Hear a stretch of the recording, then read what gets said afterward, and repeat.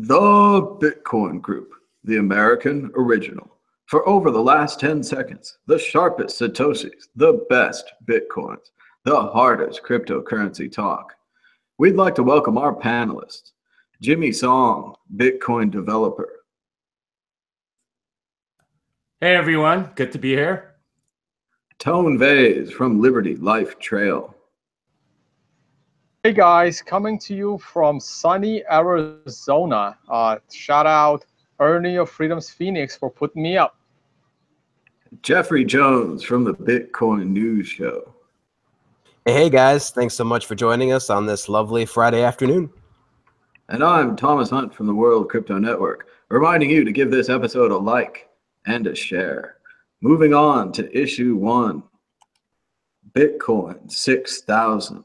The price of Bitcoin jumped more than 5% today, rising from the 5,600s all the way to 6,000 and beyond. Jimmy Song, what is causing this continued growth in Bitcoin? Is it simply the result of increased demand, or are savvy gamblers attempting to get into the Bitcoin before the B2X fork in a cynical attempt to profit off the new coins?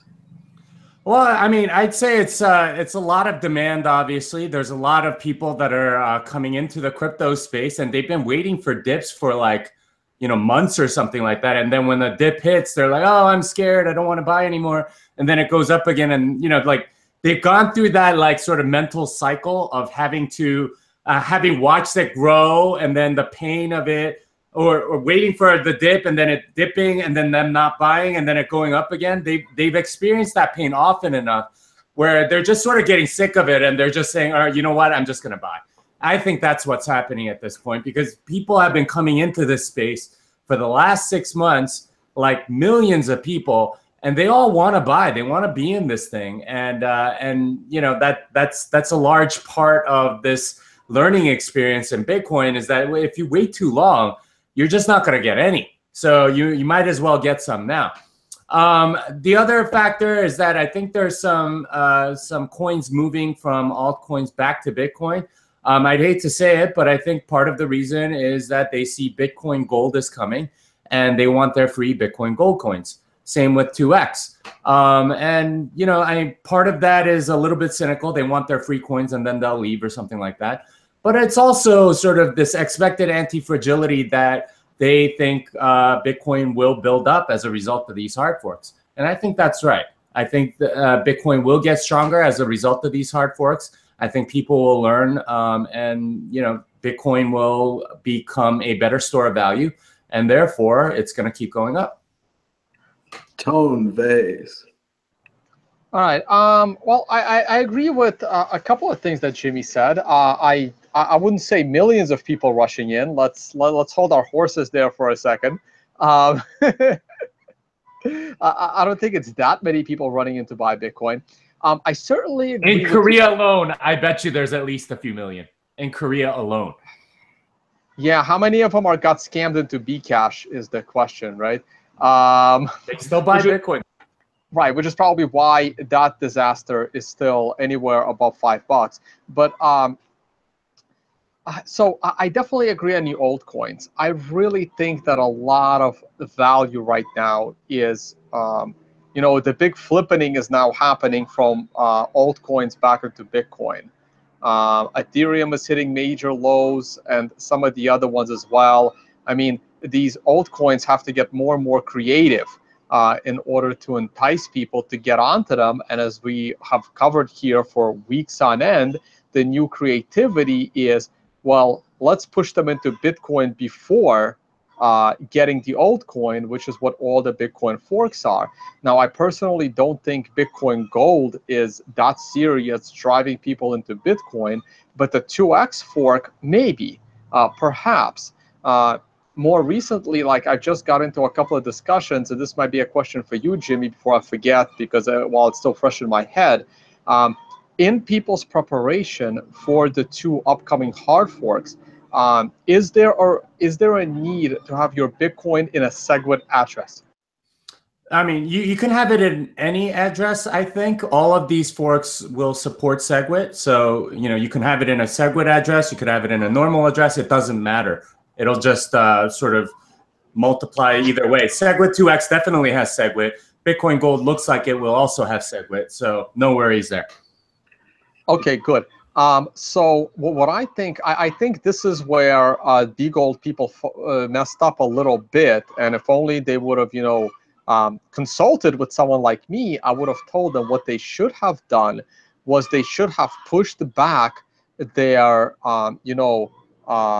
fork date, like the freeze date.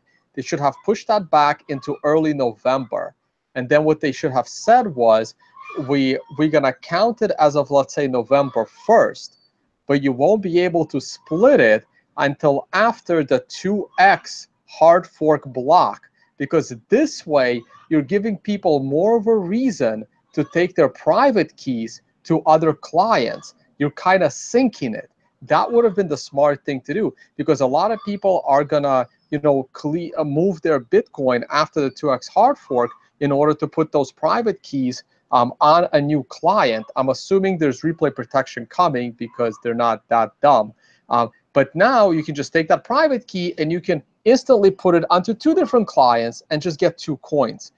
So it would have been simple for the user. That's one thing that they could have done. But I don't think that's the main driver. Honestly, I'm a technical trader. I was going to save my charts till the end. I'm not going to do screen share now. I'll do it in prediction time.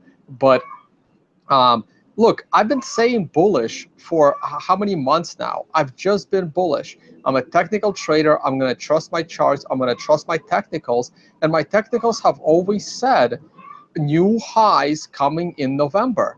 And I didn't even know about the hard fork back when I was saying it. I mean, the charts were calling for higher prices into November, and here we go. And people are just missing out, and the liquidity is not that high. And between all that, we're going higher. Now, I don't know how high we're going to get, but I do see prices to come down going into and after the 2x hard fork. I'm not sure what difference changing the date would be. You're still going to have to claim your B gold, and you're still going to have to claim your B2X. So it's 2 separate operations. No, but it's an annoyance. It's an annoyance. It's still the same. It's not. It's not the same. It's like upgrading to Windows and Windows 95. You have to upgrade twice, no matter what it is. It's one additional step to then move your coins again before pulling out your fork coins. I think it's one. Well, we don't know what clients will be available and what the process will be for either one. So it's really hard to say whether or not you can just directly import a private key, or whether there's going to be specific things that you need to do with Bitcoin Gold. So it's really hard to say on that front. Honestly, I think Bitcoin Gold, I don't think they have any idea what they're doing. I think everyone is going to be so confused. Nothing's going to happen there. But I've been wrong on this statement before. Jeffrey Jones. Well, just on a side note for BGold, they did recently update their site, so they actually have a list of exchanges that they plan to be on. I'm not sure if there's wallets on there yet. I don't believe they actually have any wallet software yet for us to decide if it's going to be easy or not. But one would assume it's going to just produce a wallet and just be like Bcash. So they want to make it as easy as possible because they want as many people using it as possible. So we'll have to see. But yeah, so let me just get to the actual main question here, the main topic. I mean, look, I was watching Adam Meister's podcast, and they were talking about how you're not really like a Bitcoin OG unless you've been doxxed. And I think all of us here have been pretty much doxxed, and so in the past, and or at least been around where MT Gox was there. And I mean, we've seen a lot of stuff with Bitcoin. We've seen the price rise and rise, and it just continues to impress me with its resilience over and over again every year. I mean, over 600% growth this year. It's absolutely kind of crazy. Just a couple of stats. I mean, we're now at a $100 billion market cap, which is greater than 91% of the companies in the S&P 500, including PayPal, Microsoft, and Goldman Sachs. Bitcoin domination is back to 57% and climbing. So amazing stuff. Bitcoin just continues to impress. Now, why is the price rising? Well, there's a bunch of reasons, besides the fact that, of course, it is the longest chain with the biggest ecosystem and the best devs, and the fact that Bitcoin is scaling with SegWit now over 16% and continuing to rise as well. We have the ledgers market that's going online soon, if not already online, the Ledger X market. The floodgates just seem to be opening up with it just seemed we just seem to have increased demand. The floodgates really are opening up as the price rises. It starts new media cycles. More and more people get into Bitcoin. More and more people are asking what it is, and of course the ICO craze this year just pushed everything up into the people's consciousness and things like that. And so I'm not sure how much there is, how much of this demand can be attributed to the 2X fork coming up. You know, if anything, you'd think that it might like scare people and not have as much demand. But of course, all the smart people understand that, hey, look, if you buy now, then you're definitely going to have free coins after the fork. So I really don't see that as being a huge driver, just besides the fact that of its history and how Bitcoin continues to be resilient. So it just continues to grow and grow. Let's move on to the exit question. The price of Bitcoin this time next week will be higher or lower than 6,000. Jimmy Song. Well, it's higher than 6,000 right now. I can't see it being lower than that. But yeah, I mean, I think Bitcoin Gold is coming. I think a lot of people are going to consolidate from altcoins. The type of people that buy altcoins are going to want to come back and get their free Bitcoin Gold and then leave again or something like that. We'll see. I will note that at least one exchange already has a futures market for Bitcoin Gold. And I imagine more will. And the nice thing about Bitcoin Gold, because they're freezing it on a specific block, is that you can pay out the Bitcoin after that, and you know, like, you don't have to do this weird splitting thing that Bitfinex does. You can the exchanges that support Bitcoin Gold can just trade Bitcoin. As long as you put it on the exchange before October 25th, you know, you can have it, and then yeah. Anyway, we'll talk more about that in a little bit, but yeah, I would say that Bitcoin Gold, there's a lot of people that want those coins, so they're going to stay with Bitcoin for a little bit, and will be higher. As a result, we'll be higher next week. Tone Vase. I mean, I'd probably say higher, even if your questions had 6,500. I mean, I'm very bullish on Bitcoin. I mean, I'm thinking 7,000 by end of month or early next month. Like I said, I'm looking for a top. Now, I'm also expecting it to fall pretty hard later this year. But for now, I am super bullish. I've been bullish. So definitely higher. One last comment. I think these hard forks coming up in November, they're actually going to help SegWit a lot. Because like myself, for example, I have been mad lazy. I also haven't been home to move all of my Bitcoin to SegWit. But because in preparation for the hard forks and potentially another 10 or 20% on my Bitcoin, this is a huge driver, and if I'm going to be consolidating my coins, I will certainly consolidate into SegWit addresses. So I think these hard forks are actually helping Bitcoin in more ways than one. Jeffrey Jones.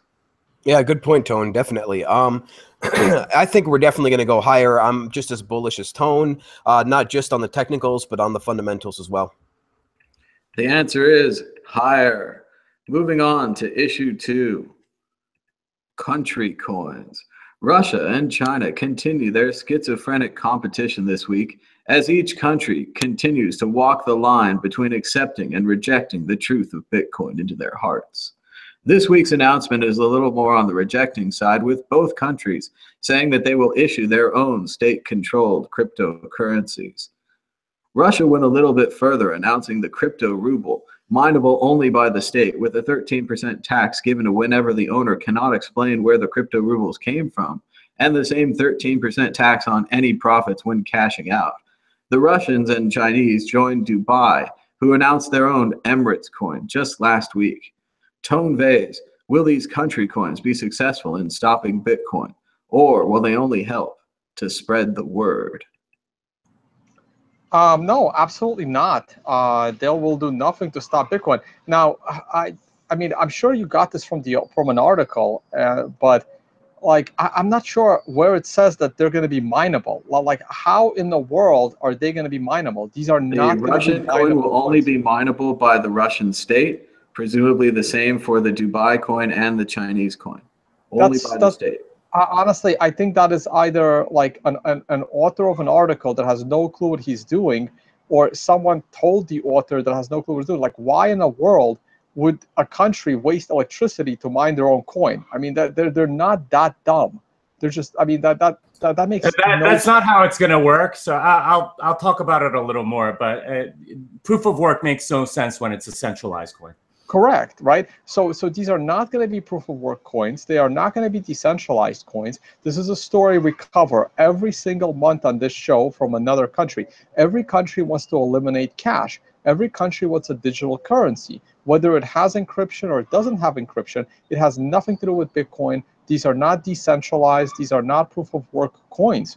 It's the same exact thing that they have now, minus the cash. And since the cash only represents 2 to 5% of the total currency in circulation for almost any country, like nothing changes. It's just the elimination of 5% of their currency, and then they'll say they're on Ethereum or something just to get, you know, the people kind of interested.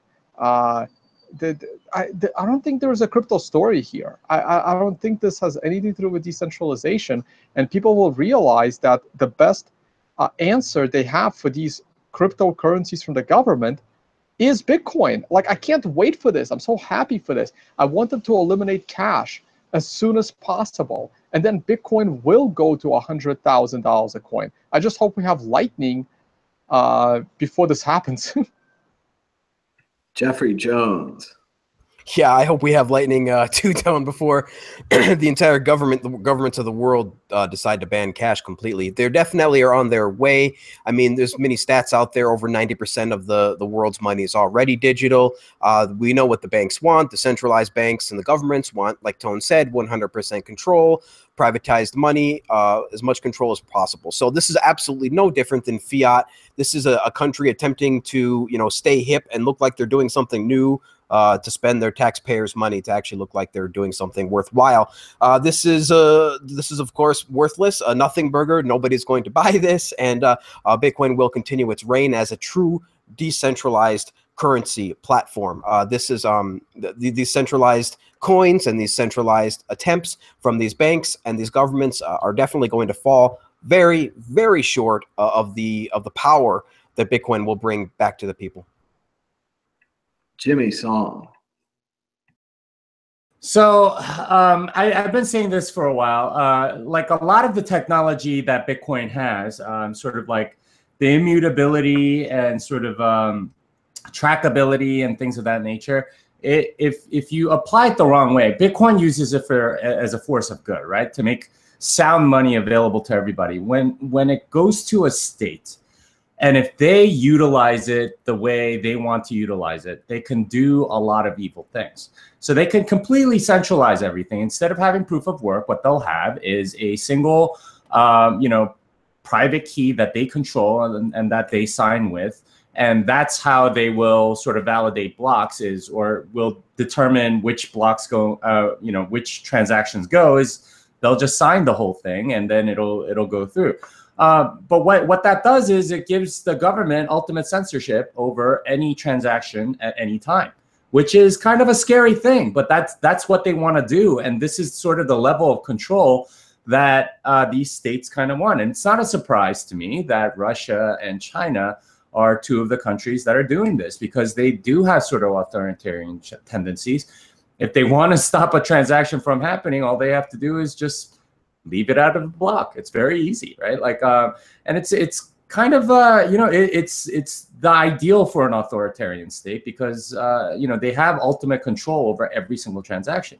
Now, they've been wanting to eliminate cash for years, and this sort of thing is very, very normal in that sense. But, I can't see it really catching on that well, largely because other than taxes, they can't really force you to use it. I mean, I guess they could put you in jail for owning Bitcoin or something, but how are they going to be able to prove that, right? Like, I mean, there are all sorts of hiding things, and people are just going to learn how to hide it better and better as the state tries to infringe. So the only real application with all of this stuff is that you're going to have the ability to maybe atomically swap these things against Bitcoin.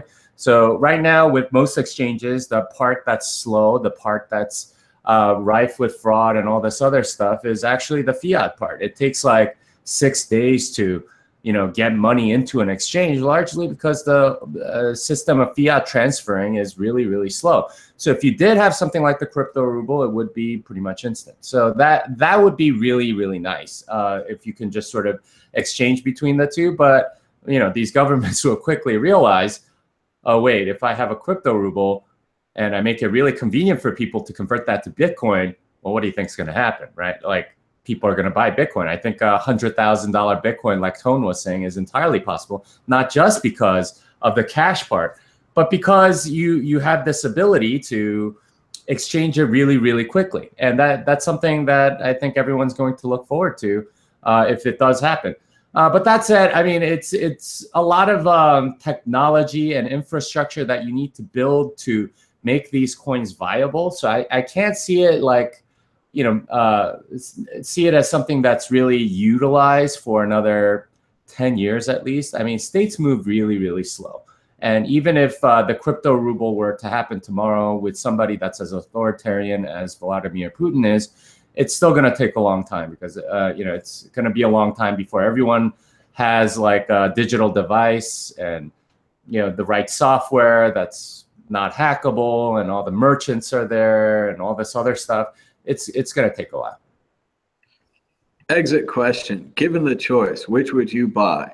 Crypto Ruble, China coin, or Emirates coin? Tone Vase. I mean, out of those three, I wouldn't do Russia. I would either do the Chinese one or the Emirates one. They seem to be a little more responsible. I mean, China is trying to be the next global financial superpower, and Emirates has just been, more responsible with their currencies historically.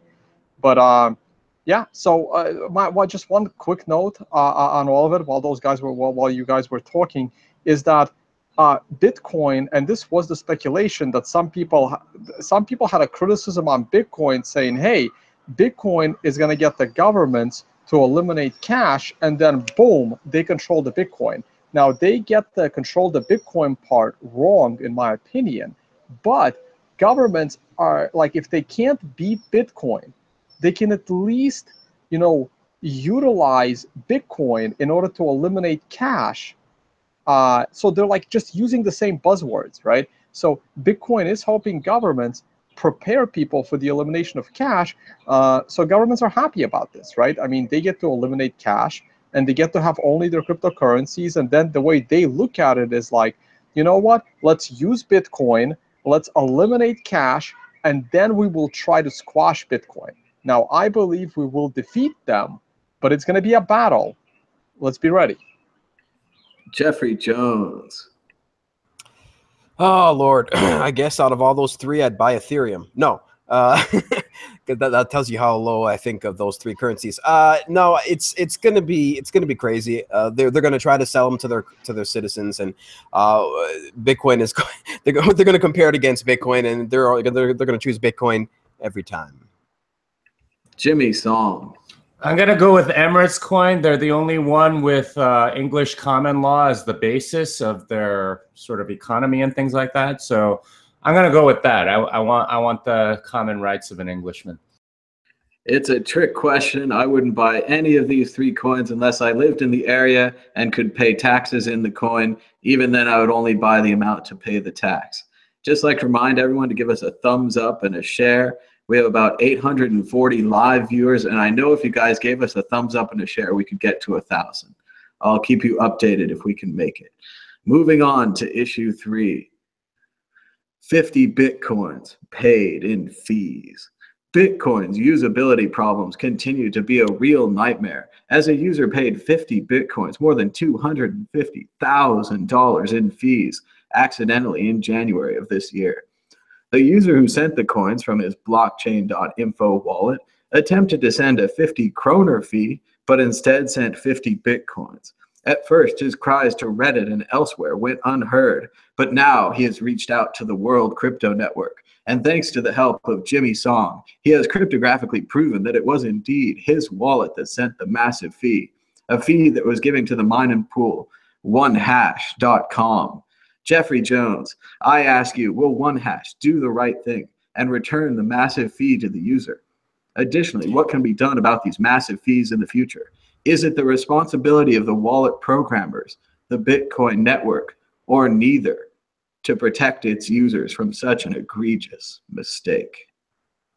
Well, that's some good questions in there, Thomas, and I hope a lot of people are listening to this. You know, you really have to set your fees in your wallets. You have to set max limits and really start to do some detection to see, look, if I'm only sending a couple $100 or $1,000, please don't send $250,000 in fees. Now, I was alerted that somebody sent me a direct message that said that the blockchain.info wallet does apparently warn you with a pop-up. So maybe they didn't have that working back then, or maybe they've improved that now. So that's really something that all wallets and all that stuff needs to be there, because look, this is early days. The software is not fully ready for consumer people, you know, just the regular average consumer.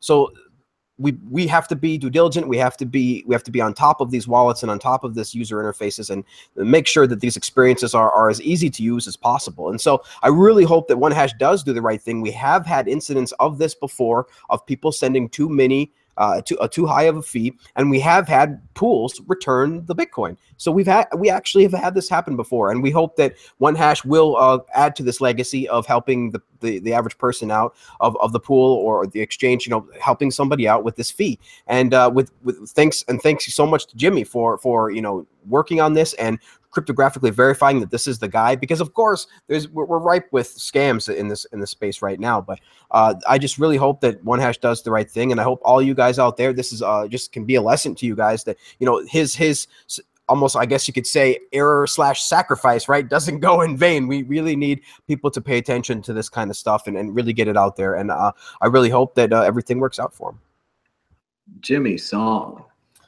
Yeah, so obviously this happened on my show on Thursday. I was talking about something, and then all of a sudden I got like all these Slack messages. I lost 50 coins back in January. Can you help me? And I was a little bit skeptical, I gotta admit, because it's like, okay, if you really lost it and back in January, would you really be telling me now?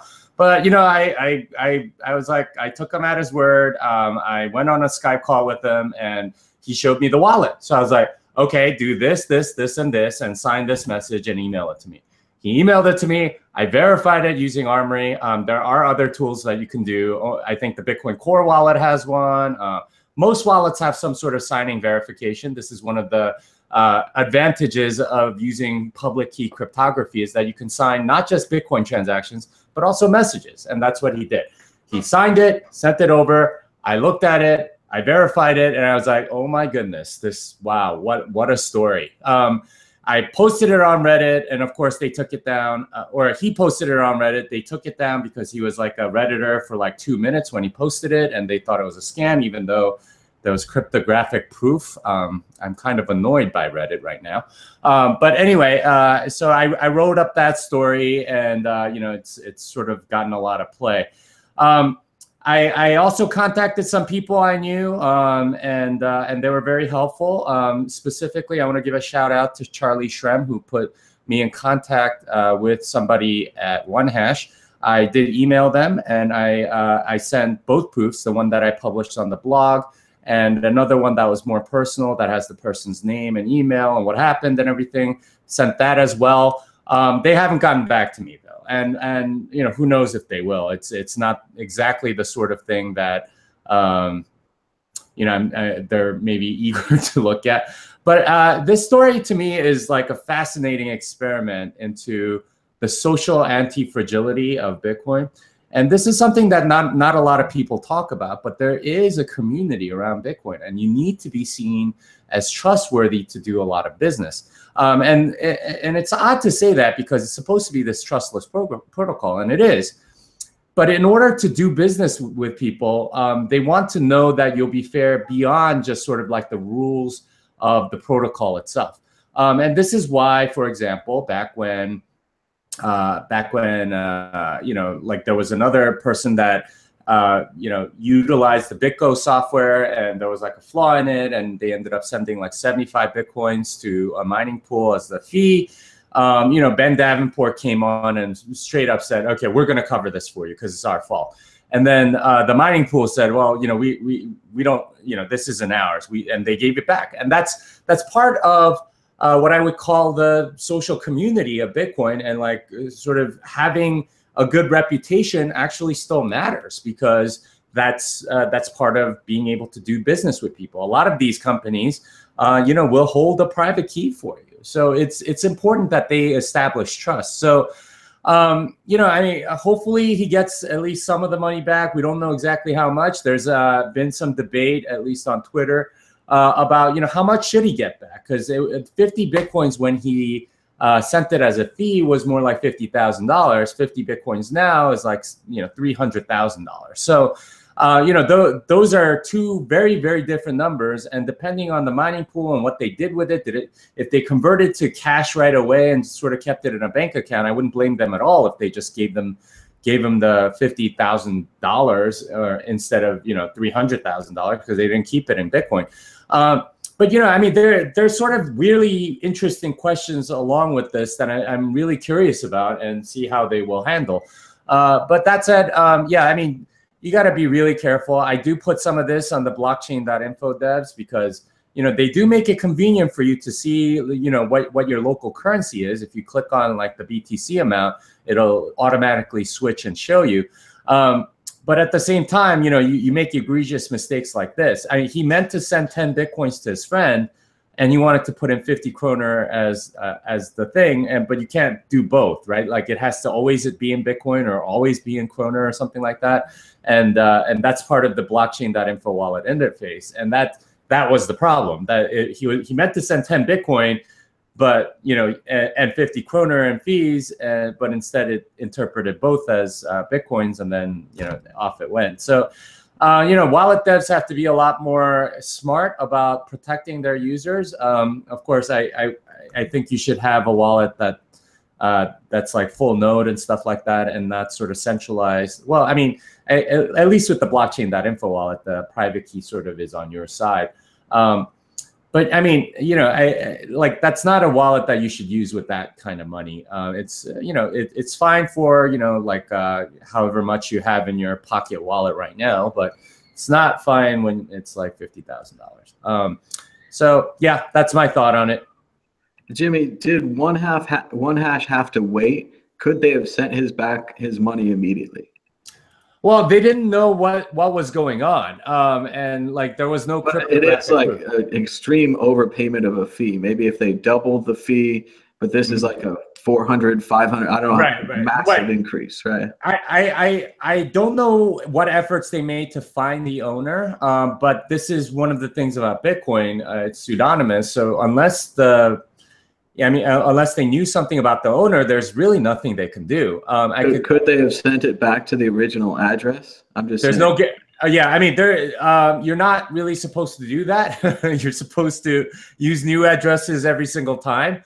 But yeah, I mean, they could have, but then it would have just sort of been like, I mean, like you never know. There might have been somebody that wanted to see what would happen. Like, there's like you can't just assume that was that course of action would end up with the right moral thing. Right, I don't know. If Amazon sends me a package and I write return to sender on it, it just goes back to them. I mean, no, but well, if there was a return to sender, yeah, right, go ahead, Tom. From what I heard, like one of the reasons why you don't want to do that is because that Bitcoin could have came through like some kind of a mixer. So that you actually have no idea who you're sending it back to, which is why you always want to check with the sender before sending back to the same address. So I learned that long ago, never to automatically assume that sending back to the address you got it from will return it to the same person. Yeah, so what Tone is saying is correct. So if you were sending money from an exchange to somebody, the address that it sends from has no correlation to your account on the exchange. So it very well may just go to the exchange. Like if this guy sent it from an exchange and not like a Bitcoin wallet or something like that, then it would have just gone to the exchange. The exchange would have been like, we got 50 Bitcoins. We have no idea who it belongs to. And it would have been an even worse situation. Or worse yet, it might have credited the wrong person, in which case, I mean, there are so many bad things about like doing it that way. Please don't do that, like ever. Just like assume that the address it came from is the place that you should refund it to. All right, go ahead, Tom. All right. So my view on it is, look, it's all about. I mean, I don't think what was it, one hash? I don't think one hash is automatically responsible for returning it. Now, it would be nice if they would. Now, the best way one hash can go about resolving this problem is if they fully come out publicly and explain what was done with that 50 Bitcoin. And I'm sure it's very easy for them to prove what was done with it. Either they redistributed it to their miners, in which case, sorry, man, you're not getting it back. Or they kept it for themselves. And then if they kept it for themselves, they would need to somehow state or prove whether they held on to it in Bitcoin or whether that Bitcoin was used for, one hash operations. Now, if Bitcoin was used for one hash operations, then I think it would be nice if they returned the USD equivalent at the time of the fee.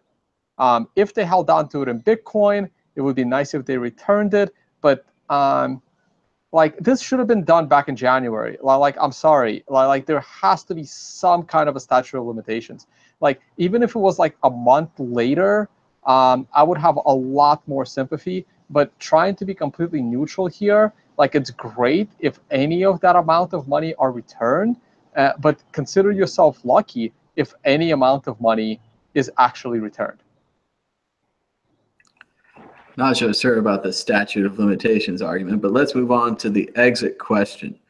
According to a poll on Twitter created by Mad Bitcoins, 57% do not believe that one hash will return the fee. Are these cynics correct? Or will one hash pull out the PR coup of a lifetime, returning the entire 50 Bitcoins to the user? Jeffrey Jones. Oh, man. I really hope that they can get it returned. But what was the actual question? Sorry, Thomas, I was moderating chat. Yes or no, will they return the fee? Man, we really hope that they do and set an example of why the Bitcoin community is so amazing. Jimmy Song. I'm optimistic. I don't think he's going to get all 50 Bitcoins back, but something like $50,000 worth of Bitcoin, that's right now about 8 or 9 Bitcoin. I think that's a reasonable number. And I imagine that's probably what they're going to do. Tone Vase. I agree with Jimmy. Your question really should have had 3 choices for people. One is they return nothing. 2 is they return $50,000 worth of Bitcoin or whatever the equivalent USD at the time. And then the third answer is 50 Bitcoin. And I think that middle answer for approximately 50,000 or that average, I think that would have won the poll. And I think that's what's actually might happen, most likely. The answer is yes. They will return all 50 Bitcoin. Moving on to issue 4, we have 992 viewers. Just a few more thumbs up and shares and subscribe, and we will break 1,000. Issue 4, SegWit2x, aka the corporate takeover of Bitcoin.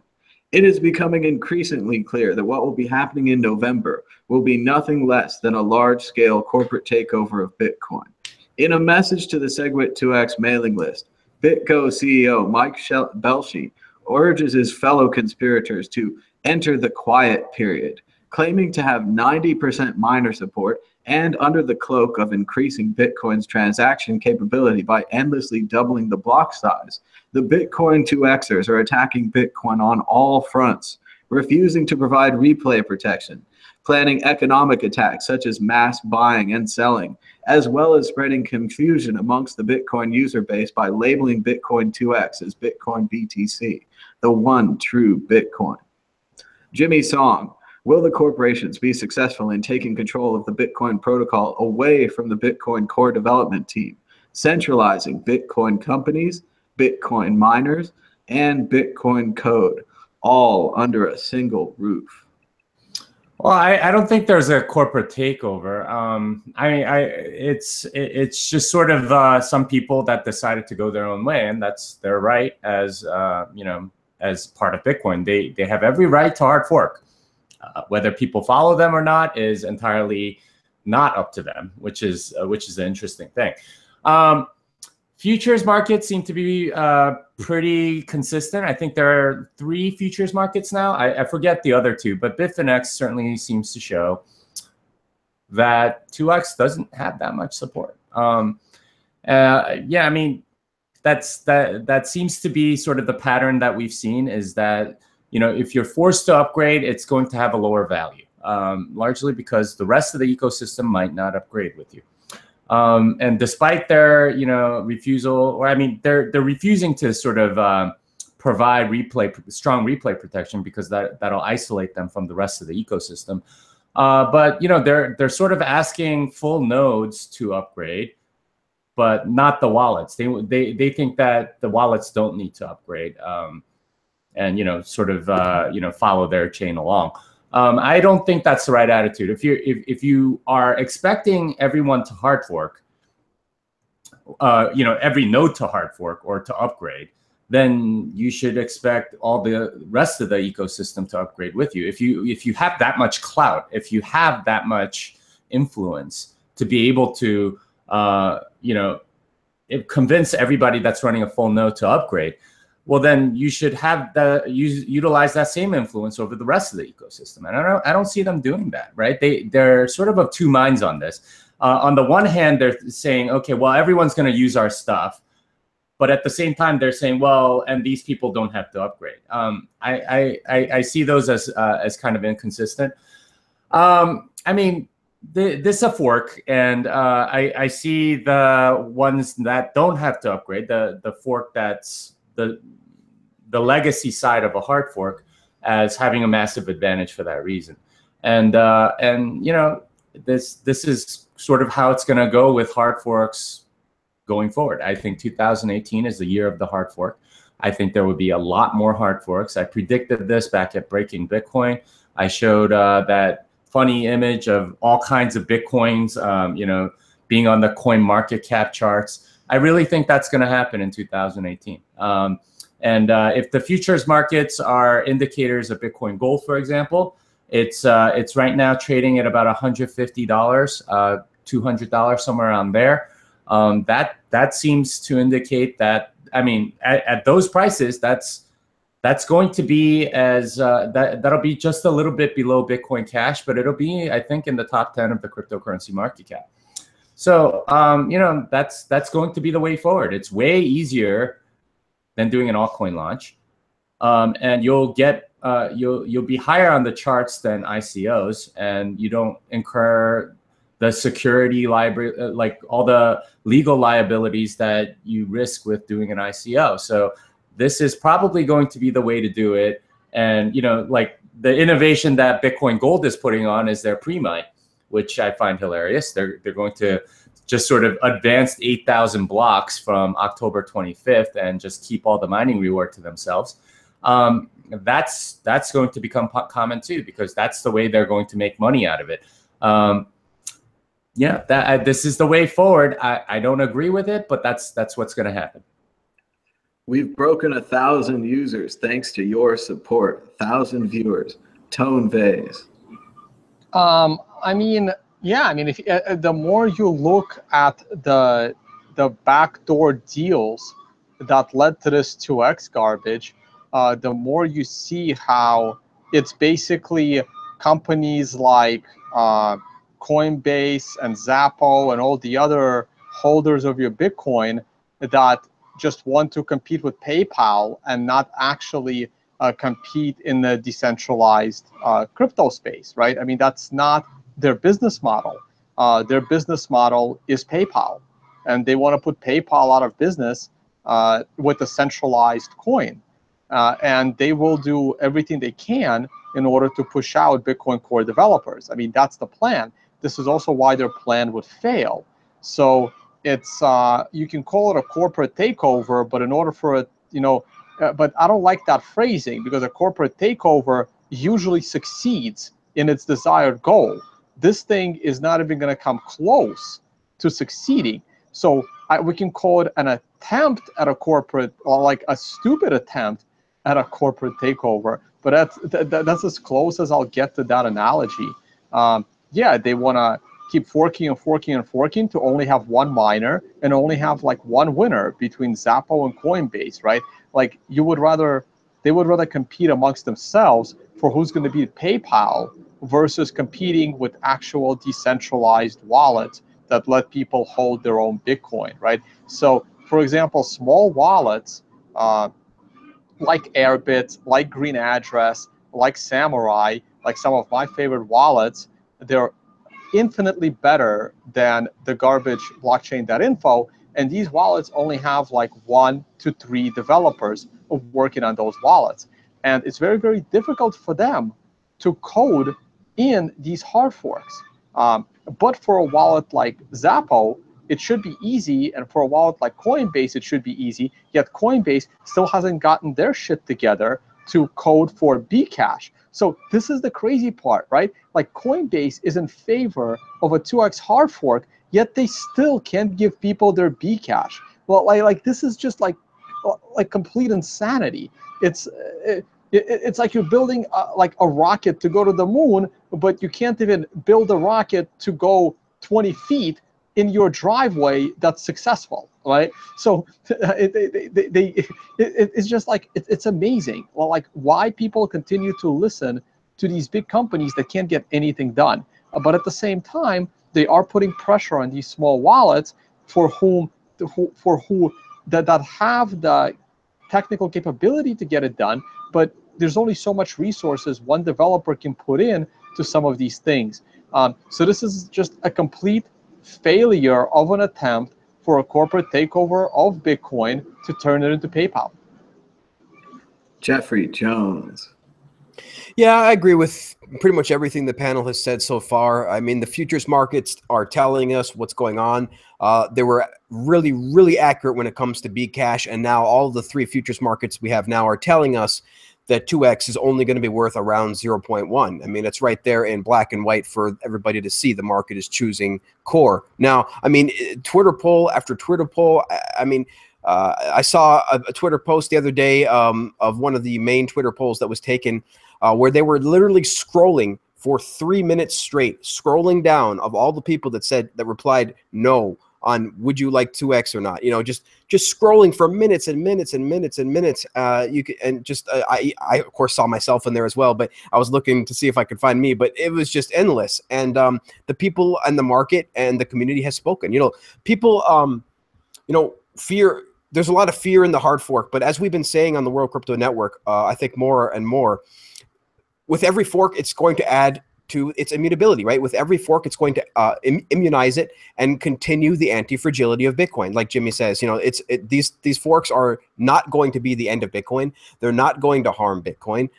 They really are just going to dilute themselves further and further the more forks we get. But they will not dilute Bitcoin. There still will only ever be 21 million BTC.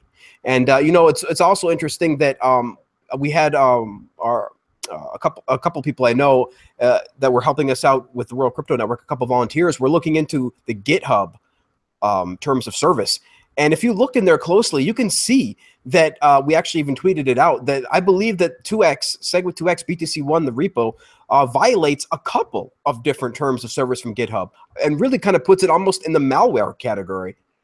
So I really encourage people to check that out. Look at GitHub terms and service and tell me if 2x is violating it, because it sounds like it is. I mean, there's going to be people that are going to get sued over this. I mean, this is now up to the exchanges and the wallets to write their own replay protection, because they are not going to be left holding the bag. They're not going to be left out in the cold, screwed over with the wrong chain. They are going to program replay protection, whether it's, you know, whether we see it on the front end of the interface of the website or not. They're going to make sure that they are still going to have the right Bitcoin. So I think the market is already chosen, and we'll see what happens. But like Tone says, I mean, this is simply an attempt to replace Core, the main dev team of Bitcoin that has kept Bitcoin going for all of these years, you know, handed down the client from Satoshi himself. So it's going to be really interesting to see, and I'm looking forward to the free money. Right. Well, speaking of the lawsuits, because someone asked in the chat while we started this discussion, will the dev be liable in a lawsuit? And I asked which devs, and they specifically said Garzik, and Garzik works for Block. which is, Matt Rozak's, and he's the main, I guess, financial backer there. So my view on it, again, I'm not a lawyer, but my view on it is I don't see how Jeff Garzik is going to be legally liable for writing code. It's going to be who is using his code, and were those companies like Zappo, like Coinbase, some of the other companies, they should know what code they're using. So I really don't see anything that Garzik does making him legally liable for people's Bitcoin. But the companies that choose to trust his code would then have to defend why they did it. And there could be a lawsuit there saying, you've been warned publicly by so many experts that this is not safe, and you went ahead and used it anyway. And that is sheer negligence from a company like a Zappo, from a company like a Coinbase that should have known better. So to answer the question, I don't see Garzik and Block being sued over this, but I do see somebody like Zappo being sued over this. Now, Zappo can then turn around and try and sue Block to recover some of that money, but that's kind of how I view on it. I want to agree with Jeff here that if the SegWit2x is malware, if Garzik has publicly authored code that attacks someone else's network, he would be liable for that code. And if it's in violation of GitHub's terms, email GitHub as well. Maybe they'll take it down. Right, and my view is that he wouldn't be, because the code is still open source. It's in the public domain. It doesn't matter if you write open source malware or not. If you publicly sign it, if you are the author, malware is written by evil hackers, right? Garzik is publicly signing this. You can't do that. Well, let's see what Jimmy has to say, but I'm taking the other side on this. I mean, it's who uses open source code. I mean, there are plenty of research out there. This is why there's licenses on open source code, right? Like there's an MIT license, there's a GNU, whatever. There's like 100 licenses, and they spell out exactly. Most of them say, we're not liable for the stupid crap you do with this software, and you use it at your own risk. So I think that will protect the developers of whatever. If you decide to use it and you didn't audit the code and you did whatever it is and you suffered the consequences, that's your fault. That's what most open source software says. We are not liable for your stupid use of our stuff. And if you didn't audit it, that's your problem. And I think that's the right way to do it. If people decide to use the 2x code, they should go audit it. They should make sure it works. They should They should look at it and make sure it's not doing anything crazy. If it has malware, then you should at that point say, you know what, I'm not cool with this. I'm not going to run it, or I'll make my own implementation or whatever. The only reason people go and use it is because they think they can save some time and some developer money or whatever. So I mean, I have no real sympathy for you if you use open source software that you didn't read and you lose money as a result. All right, like. You're supposed to go and utilize it, and if you didn't audit it, if you weren't aware that there's malware in it, well, that's kind of your stupid fault. Now, if they did something deceitful, like they put a link to a binary and it's actually not a compilation of the actual source code there, and that has malware, that I can understand. But if it's just the source code, and if you're smart, you go compile it from source anyway. Well, then I mean, and you didn't look at the source code for anything fishy or weird in there. You didn't have anyone do I have no sympathy for you, none whatsoever. If that ends up hurting you, then tough luck, buddy. You got to go and be a little more careful next time. Yeah, I mean, this is just to comment on Jimmy's note. I mean, to please audit the software, you guys. You companies out there, please audit SegWit2x, because what we're seeing here is an increasing disagreement between the companies and their CEOs, the company's tech people and their CEOs. We are seeing this with all sorts of examples. I'm not going to name names, but look, company after company, their CTOs and their lead developers are disagreeing with the CEO. Please listen to your technology people. Listen to your developers. This is why you hired them. audit the software, or else you're going to suffer the consequences. I'm sure that the CEOs know what they're doing. As they said in Star Wars, I've analyzed their attack plan, sir. There is some risk. But let's move on to the exit question, the price of Bitcoin after the fork. Up or down? Jimmy Song. Oh, up, way up. I really hope there's no replay protection. I'm going to have an article next week about sort of manually doing replay protection on your own, utilizing mixing. But yeah, I mean, I've been saying this for a while. I think, if you don't have replay protection and everyone immunizes against it, everyone learns how to deal with it, that makes the entire Bitcoin ecosystem more anti-fragile, more robust, stronger. It makes it a better store of value. It should cause the price to go up even higher. As Belshi said on the mailing list, there will be no replay protection. The goal is to create one coin. The goal is not to create two coins. They don't see it as a fork. They see it as an upgrade. Tone Vase. I'm going to say down. I see this as a sell the news situation.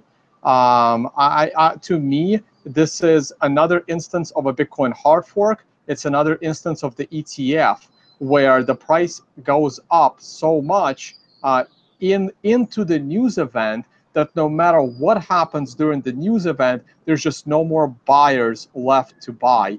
So I see a blow off top happening before the 2x hard fork, late October, early November, and I already see us starting to come down into the day of the fork and probably for the next few weeks to a month then after. So I'm going to call it down, but from higher levels than we are right now. Jeffrey Jones.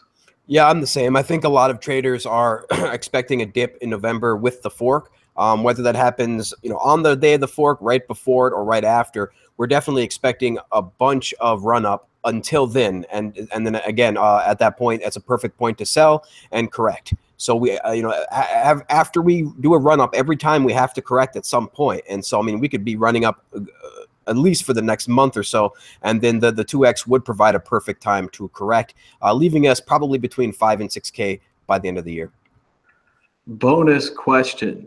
Personally, are you going to sell or are you going to hold both sides of the fork? I personally plan to hold both sides of the fork. I am risk averse and I will not underestimate their chances. Jimmy Song. Yeah, I'm definitely holding both until there's a good opportunity. But yeah, I mean, my stuff is in cold storage. It's a giant pain to get it out. So unless it's an extraordinary opportunity, I probably won't be doing anything with them. Tone Vase. I mean, I will sell it all first chance I get at 10% or higher. The moment I can get 10% on my 2x or higher, it's all being sold. If it's below 10%, I'm just not going to bother selling it. So I'm not holding it, hoping it goes up. Like the first chance I get to make 10% on my Bitcoin, it's gone. Jeffrey Jones. Yeah, I kind of have to agree again with Tone here, and I think a lot of people are the same. I mean, if they can get 10 to 15%, they're going to sell, and I think I'm in the same boat. I mean, 20% would be nice, but we're just not seeing that in the future. So, I mean, based on what the futures are between now and then, it's looking like as soon as it hits 10 to 15%, I'm selling it. All right, let's move on to predictions or story of the week. Jimmy Song, are you ready with a prediction or a story of the week? Sure. My story of the week is the conference coming up in Stanford. It's called Scaling Bitcoin.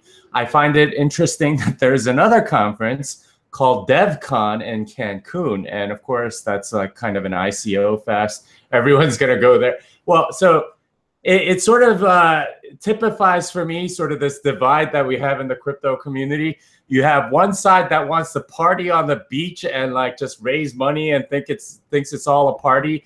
And then you have on the other side, Scaling Bitcoin people. They're presenting academic papers about how to scale Bitcoin. They're talking about all the technical things. And then, the other side are people that are just partying it up in Cancun and raising lots of money on ICOs. Which side would you rather be on? I really hope you make the right decision. Anyway, yeah, scaling Bitcoin's coming up. There's something I'm teaching at called Dev++, which happens the 2 days before. It's meant to be a course for a lot of developers. You will learn all sorts of things about Bitcoin, and it's going to cover a lot of stuff, and it'll give you sort of a high-level overview. I also have my course, Programming Blockchain, coming 2 days before that, and it's meant to be complimentary. In my course, you build a Python library from scratch, and it's in the middle somewhere. You actually end up sending testnet coins that utilizing a transaction that you've built from scratch. You also learn like how to connect to other nodes and all this other stuff. So I've gotten fantastic feedback over it. Just check Twitter and stuff and my website. Anyway, all 3 things are happening the same week in Stanford. It starts October 31st. It will go all the way until November 5th. And yeah, I encourage you guys to go to that thing, not DEF CON, not party in Cancun and do whatever. You know, I mean, Consensus. Yeah. Consensus. Yeah. So anyway, yeah, I would encourage you guys. That's my story of the week. Some sun does sound nice. Let's go to Jeffrey Jones. Yeah, such a good point, Jimmy. I mean, you actually, you said it a couple times. Like, you actually compared the BlockCon that we were just at recently too, where all the presentations were basically like from used car salesmen begging for money. I mean, they were not technical academic papers at all. And so yeah, what a big, huge difference between that and something like breaking Bitcoin and scaling Bitcoin. I mean, you just know wherever the Bitcoiners go, that's where the good conference is going to be. And Bitcoiners, for the most part, are at breaking Bitcoin, scaling Bitcoin, right? They're not so much at like BlockCon and consensus, right? So interesting parallels there. So or contrast. There we go. Interesting contrast. My story of the week is going to be, I tweeted this out and it seemed to almost go a little viral, like at least as far as my Twitter following is concerned. It got a couple hundred likes. And so basically there was I came across a link that's something that, thanks to Jimmy, and Jimmy, we actually talked about it. But I got to say it again. I got to bring it out again. Yalls.org. Okay. YALLS.org. You guys have to check this out. My Twitter following loved it, and I think a lot of people are loving it. You get to play around with the Lightning Network. It gives you a link to show where you can get a Lightning wallet. So what this is it's a Yours clone, a Yours network clone, but using the Lightning. So I basically tweeted out, hey, if you guys like the Yours website but hate Bcash, check out Yalls, Yalls.org. So definitely fun to play with using the Lightning Network. I encourage everybody to check it out, download the Lightning Network wallet, play with it, see that you can send teensy tiny transactions in pennies instantly once you open up a channel. So amazing technology, amazingly good stuff, example of the Lightning Network and what's to come. And of course, just a side note as well, the Lightning team did just release a new client as well. So you guys got to check this out. We are definitely making progress, and SegWit is over 16%. So you can bet that Lightning is coming very soon after we reach 50 to 75%. You can bet that Lightning is going to be everywhere, and Bitcoin is scaling. I can only hope that my friend Mackie will see this because he helped named it Yours, and I'll bet he'd love Y'all's. Tone Vase. All right, well, just like Jimmy, I will also be at Scaling Bitcoin. I still need to reach out to them, but I already have my plane ticket. I'll be landing on the 3rd, like just the day before or the morning of, because I'm flying in from Ukraine, where I'm speaking just a few days earlier. But I will be at that event. I'm actually so happy that DEF CON and all the Ethereum devs, there's no way I'm going to see them at Scaling Bitcoin because they're all going to be down in Cancun. So this should be a really good event. Looking forward to it. All right, let me just do a screen share real quick. Shout out to Vortex, where yesterday he informed me of SegWit.party website, where you can see how much SegWit is being used. And yesterday we were way lower at like below 15%, and now we're all the way near 18%. I mean, I think over the next few weeks, I mean, this will hit like 50%. I think so many people will move over to SegWit addresses for no other reason than to try and take advantage of the upcoming hard forks. And then Bitcoin transactions are going to be very, very cheap. As usual, oh, here's the Scaling Bitcoin event. I still got to email them, like secure my ticket for that event. Let's just talk about the price. Let's talk about the price some more, right? I covered it quickly late last night on our little scaling talk, but here's the weekly chart. I mean, what am I looking at? I drew this green arrow 4 weeks ago, and I couldn't have drawn it any better. If I was to redraw this arrow, this is exactly how I would have drawn it. And I'm looking for 6 more weeks of upside. But that's taking us all the way into late November. That's even more optimistic. I'm thinking we're going to top out somewhere in mid-November, but I still think there's plenty of upside left according to the technicals. Here's the daily chart. Now, the daily chart is a little bit tricky. Obviously, we just broke past the previous all-time high. So the moment you go above this green line, you're in bullish territory. Now, I also noticed that even though some of my indicators with these numbers, I normally scream buy when a green number goes above the previous green number. But what I really need to pay attention to is this could have easily been a green 1 with this being a green 2. And because look, this is Bitfinex. If I'm on Bitstamp and I go to 1 day, you can see that the current candle is already a 2 and that one's a 1. So to me, this is just like a difference of pennies. So even this indicator, I know I might be cherry picking the exchange, but I would have considered this a huge bullish sign because Bitcoin isn't just one exchange. You really gotta, I always look at it as what makes more sense. And what makes more sense is treating this as a green 1 and this is a green 2 because that's what other exchanges had. So that also means, and I missed it in real time because I was busy, I wasn't paying attention to all of the exchanges. That also means that the moment today's candle, this candle we're looking at right here, broke the high of yesterday's candle, it was another reason to go long Bitcoin as a trader using daily charts. And now we're off to the races for another 8 to 9 days of upside.